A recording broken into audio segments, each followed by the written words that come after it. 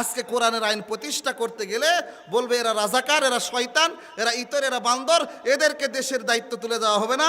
এরা দিলে জুব্বার, যে বড় জুব্বা পড়েছে, বুঝতে পারছেন, যদি দেশ দেন তাহলে জুব্বা ভর্তি করে টাকায় ঢুকাবে। এই মিয়া, কোনোদিন দেখছো আলেমরা ঋণ খেলাপি করছে?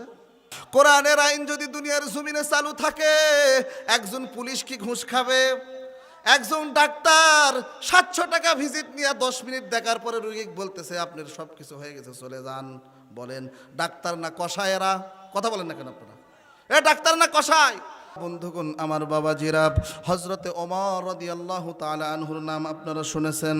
হযরতে ওমর আল্লাহর কোরআনকে দেখার জন্য বগলের ভিতরে একটা জায়নামাজ নিয়া হযরতে ওমর রাদিয়াল্লাহু তাআলা আনহু আল্লাহর কোরআনকে দেখার জন্য তিনি যখন পাহাড়ের পাদদেশে চলে গেলেন, যাওয়ার পরে হযরতে ওমর একজন রাখালকে দেখলেন। রাখালকে দেখার পরে রাখালকে ডাক দিয়ে বলতেছে, ও রাখাল ভাই, তুমি যেখানে উট দুম্বা ভেড়া বরকিগুলা চড়াইতেছ, তোমার মালিক কোথায়?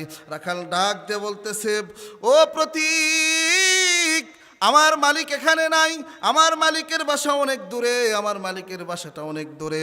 হযরত ওমর রাদিয়াল্লাহু তাআলা আনহু এইবার প্রতীককে ডাক দিয়ে বলতেছে, রাখালকে ডাক দিয়ে বলতেছে, ও রাখাল ভাই, আমার বাড়ি অনেক দূরে, সেখান থেকে হেঁটে আসতে আসতে আমার খুব পিপাসা লেগেছে, আমাকে একটু উট বা বরকি বা ভেড়ার বা দুম্বার দুধ পান করান। রাখাল ডাক দিয়ে বলতেছে, কে তুমি প্রতীক? তুমি কি জানো না এই রাষ্ট্রে একমাত্র ওমরের আইন, আল্লাহর কোরআনের আইন চলে? পড়ুন সুবহানাল্লাহ। হযরত ওমর রাদিয়াল্লাহু তাআলা আনহু আল্লাহর কোরআনকে দেখার জন্য যখন পাহাড়ের পাদদেশে গেলেন, রাখালকে ডাক দিয়ে বলতেছে, রাখাল ভাই, আমার খুব পিপাসা লেগেছে, আমাকে একটু উটের দুধ পান করাও বা দুম্বার দুধ পান করাও। রাখাল ডাক দিয়ে বলতেছে, প্রতীক ভাই, আমি যদি তোমাকে এক পেয়ালা দুধ পান করাই, আমার রাখাল হয়তো দেখবে না, কিন্তু আমার মালিক হয়তো দেখবে না। আমার মালিকের একজন মালিক আছে, তিনি কে? আল্লাহ তাআলা ডাক দিয়ে বলতেছেন, ওয়াত্তাকুল্লাহ,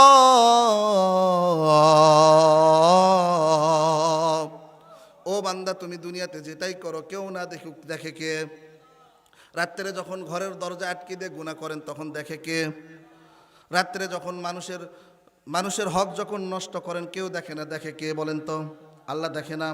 হযরতে ওমর রাদিয়াল্লাহু তাআলা আনহু রাখালকে ডাক দিয়ে বলতেছে, তোমার মালিক তো এখানে নাই, আমাকে এক পেয়ালা দুধ পান করাও। রাখাল বলতেছে, আমার মালিক নাই, কিন্তু মালিকেরও একজন মালিক আছে, তিনি কে?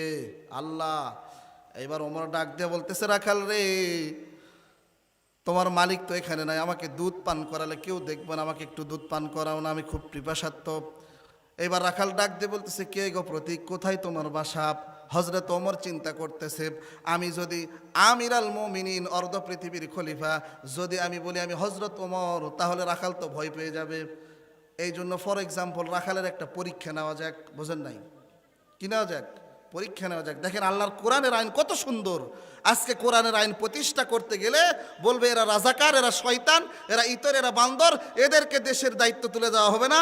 এরা দিলে জুব্বার, যে বড় জুব্বা পড়েছে, বুঝতে পারছেন, যদি দেশ দেন তাহলে জুব্বা ভর্তি করে টাকায় ঢুকাবে। এই মিয়া, কোনোদিন দেখছো আলেমরা ঋণ খেলাপি করছে?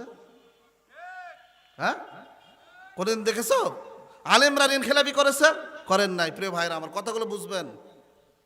হযরত ওমর বলতেছেন, মিল্লাতা আবিকুম ইব্রাহিম হুয়া সাম্মাকুমুল মুসলিমিন।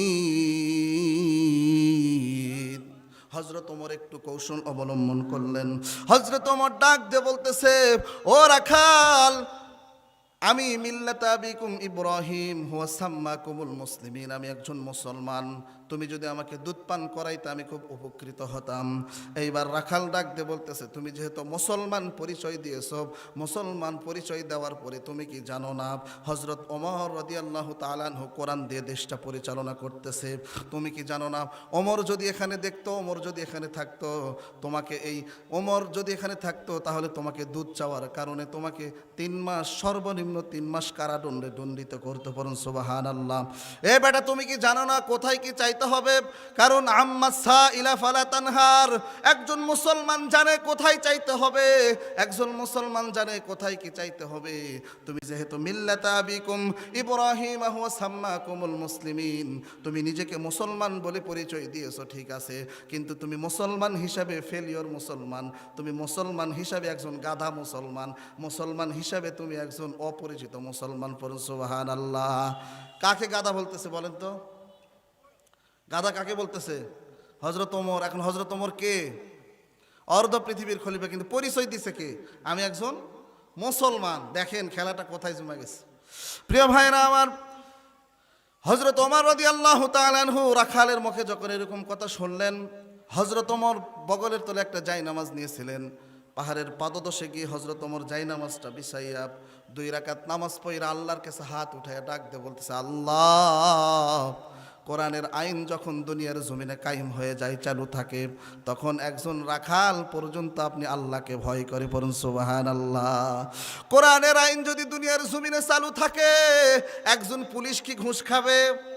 একজন ডাক্তার 700 টাকা ভিজিট নিয়ে 10 মিনিট দেখার পরে রোগী বলতেছে আপনার সব কিছু হয়ে গেছে, চলে যান। বলেন ডাক্তার না কষায় এরা? কথা বলেন না কেন আপনারা?